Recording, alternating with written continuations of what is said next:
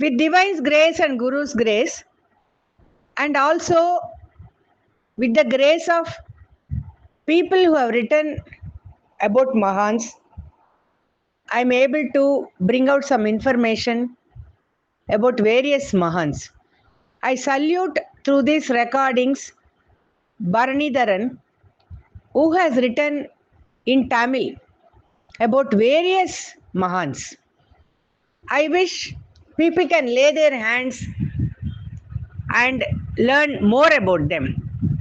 This particular Mahan about whom I am going to talk, one more book was written about him by Nalli silk merchant Kuppuswamy Chettiar. No one will be there who will not know his silk shops. All over the world, his silk shops are known. Nalli Kuppuswamy Chettiar has interviewed his devotees and he has written about this Mahan. His name is Padagacheri Mahan and he lived in a place called Padagacheri. Where is this Padagacheri? This is near Kumbakonam. Though he took birth in Coimbatore, he moved to Padagacheri and there he lived for quite some time. This Padagacheri name was given to that particular place because Sita Devi's Padagam, that is her anklet, fell here when she was abducted by Ravana. She had thrown her anklet in this place. This is the historical significance of this Padagacheri. This place became famous because of this saintly person, Padagacheri Mahan. Due to his affinity to dogs, he was also called Bhairava Siddhar. What he did with dogs and what was his contribution to the humanity, all this one by one we will look into. He moved to Kumbakonam from his birthplace and he was looking after the cows. One day, after he finished his work, one of the days when he was maintaining the cows, he performed Navakanda Yogam. This is one of the practices in yoga where a Siddha will put his body into 9 different pieces. And he was in that kind of a posture. And some of the village people came, saw him in that position, and they got scared. They went and reported to the village that something like this they saw.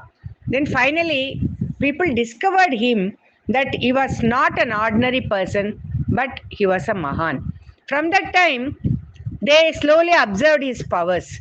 He was able to heal some people, though the doctors had given up on them. Using herbs, he was able to bring treatment to many people. And not only that, he lived with the principles which he took from his gurus.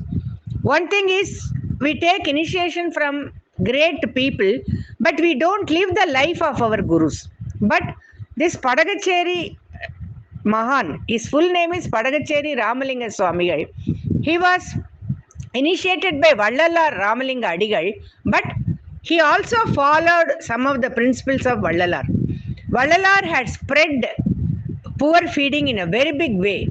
I had actually brought out some recordings about Vallalar. In the same way, Padagachari Mahan also had constructed a place where poor feeding happened in a very big way. Not only he fed poor people, he fed even the dogs. That's why he was called Bhairava Siddhar. It was very strange if you hear this story. On certain days, he will prepare food just like how he would prepare food for human beings.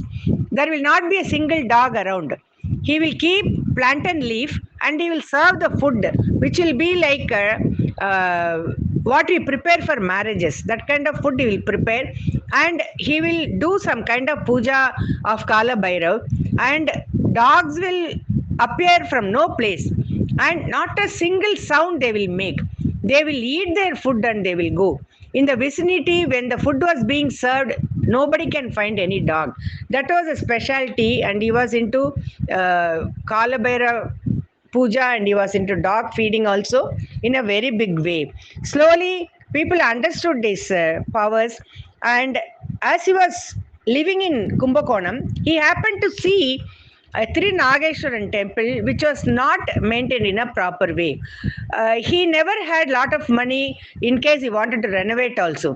We can connect some of the works of today's generation people.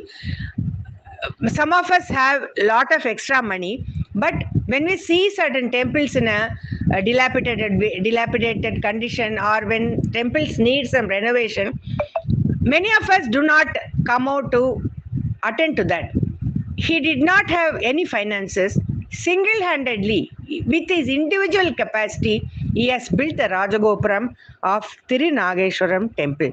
In fact, there's a separate place where they have kept his idol also. Every day, he will hang a vessel around his neck, and he will collect money from the people going from door to door, going out in the village, collect money for the renovation.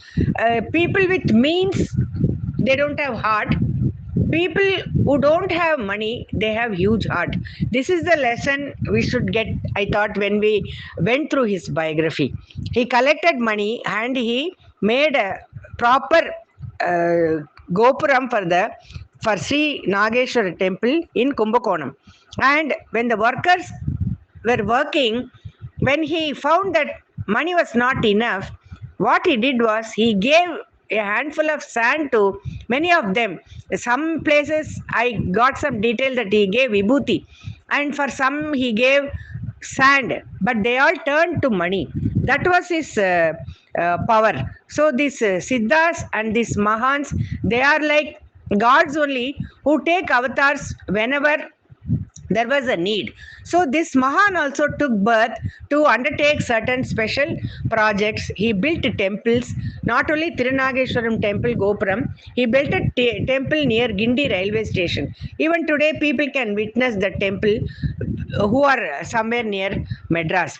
And he was trying to correct the humanity, as this avatar's role is to bring certain good qualities in human beings. Same way he tried to correct people, and then some of them felt that because of this man only they were having trouble, so they tried to kill him. When they came to kill him, he used his Navakanda yogam, and then he was in 9 pieces.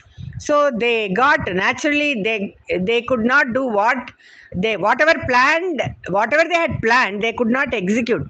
They went back. So this Mahan had taken birth, and he had come to Kumbakonam, and he had done quite a few quite a few miracles he had performed, and he took up some constructing activities also.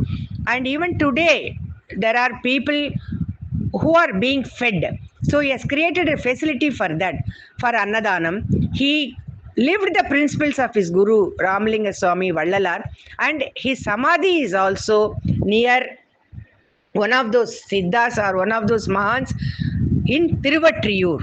It is near Madras, and his Samadhi is near Patinathar Samadhi. One has to make enquiries, because as it appears that there are no proper landmarks for that. But right now I do not know how it is. If I get the grace, definitely I would visit this Samadhi. So those who are living by near Madras, kindly pay a visit to this great Mahan, about whom I talked for 10-15 minutes. And he appeared to so many people at the same time. So this is the illustrious life of Padacheri Mahan, Padagacheri Mahan, and I would request everybody to get his blessings, and please make it convenient to visit his Samadhi. And I'm ending this